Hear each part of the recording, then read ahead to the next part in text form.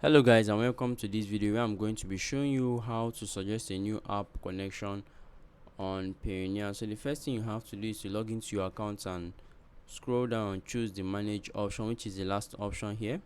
Then scroll and choose the business integration, which is also the last option.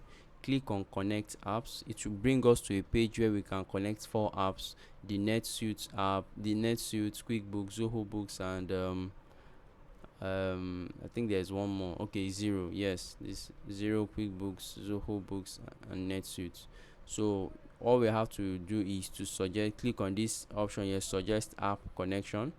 Now we can suggest which app we want to connect with Payoneer. So it depends on the app, and then what tasks or actions do you want to perform when you connect this app or software with Payoneer. What is the website URL of the app? So for just formality sake, I think I should just fill in the details. So I've gone ahead to fill in the details of the app I want to connect, and